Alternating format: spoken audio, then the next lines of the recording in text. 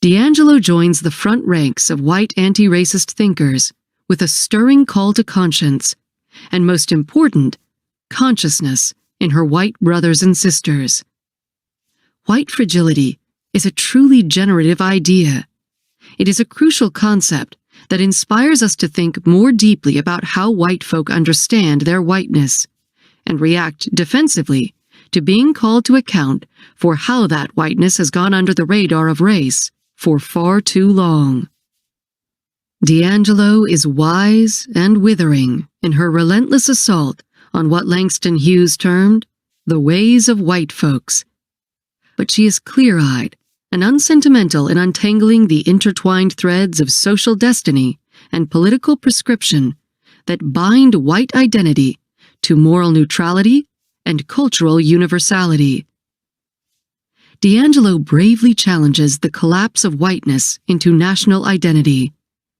No less an authority than Beyonce Knowles recently remarked, "It has been said that racism is so American that when we protest racism, some assume we're protesting America."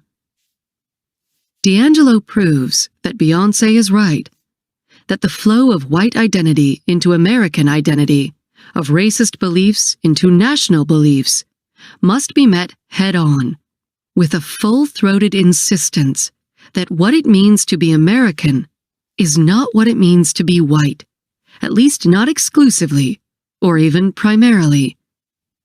This nation is far more complicated in its collective self-understanding.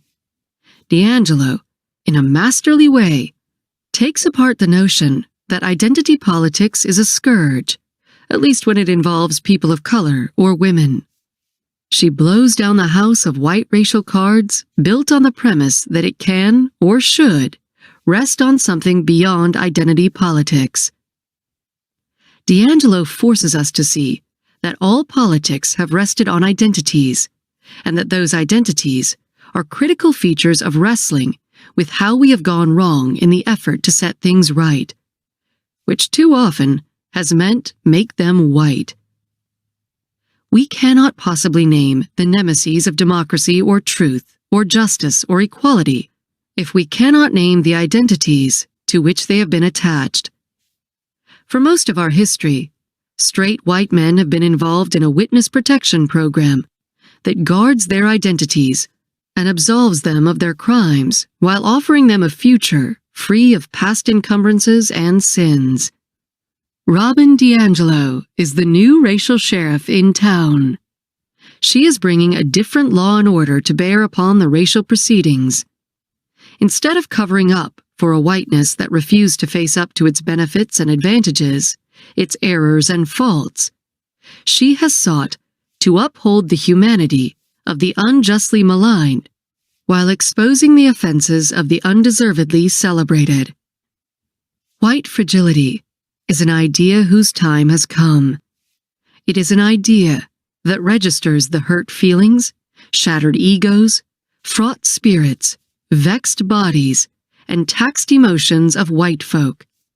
In truth, their suffering comes from recognizing that they are white, that their whiteness has given them a big leg up in life while crushing others' dreams, that their whiteness is the clearest example of the identity politics they claim is harmful to the nation, and that their whiteness has shielded them from growing up as quickly as they might have done had they not so heavily leaned on it to make it through life. White Fragility is a vital, necessary, and beautiful book, a bracing call to white folk everywhere to see their whiteness for what it is, and to seize the opportunity to make things better now.